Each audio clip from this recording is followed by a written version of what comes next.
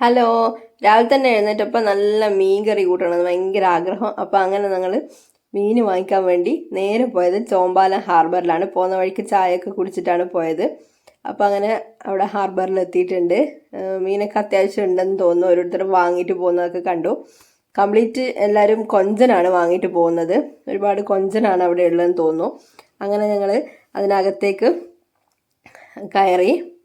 ഞാൻ ആദ്യമായിട്ടാണ് ഈ ചോമ്പാല ഹാർബറിലേക്ക് പോകുന്നത്.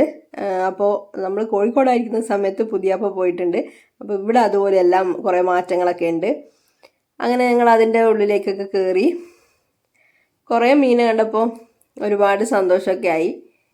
ഒരുപാട് ബോട്ടുകൾ അവിടെ അടുപ്പിച്ചിട്ടുണ്ട്. അതിൽ നിന്ന് കുറേ മീനുകൾ ഇവർ ബോക്സിലാക്കിയിട്ട് ലോറിയിലേക്ക് കൊണ്ടുപോകുന്നുണ്ട്. അതിൽ നിന്ന് ഉണ്ടാവുന്ന കുറേയൊക്കെ ഉണ്ടാവുമല്ലോ.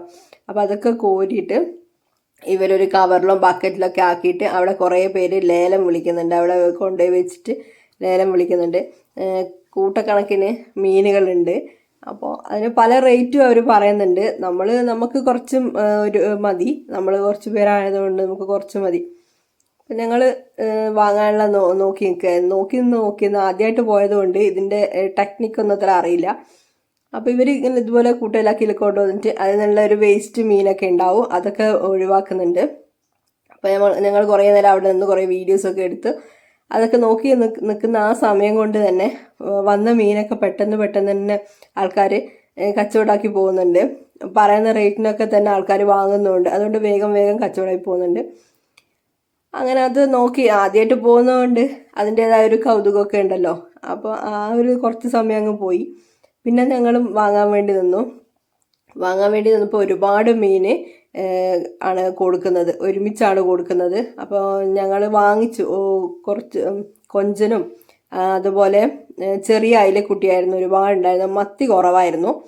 മത്തിക്കൊക്കെ ഭയങ്കര റേറ്റും അതും കൂട്ടക്കണക്കിനാണ് കൊടുക്കുന്നത്. അപ്പോൾ അങ്ങനെ ഞങ്ങൾ വാങ്ങി. ഇതുപോലെയുള്ളൊരു ബക്കറ്റിലുള്ളത് ഞങ്ങളും വാങ്ങിയപ്പോൾ എന്തോ 250 അങ്ങനെ എത്രയോ റേറ്റായി. കുഴപ്പമില്ല, നല്ല കൊഞ്ചനും. പിന്നെ അതിൻ്റെ കൂടെ അയിലക്കുട്ടി ഉണ്ടായിരുന്നു. പിന്നെ എന്തൊക്കെ പേരറിയാത്ത മീനുകളൊക്കെ ഉണ്ടായിരുന്നു. അതൊക്കെ നല്ലോണം പൊരിച്ച് കഴിഞ്ഞാൽ നല്ല ടേസ്റ്റ് ആയിരിക്കും.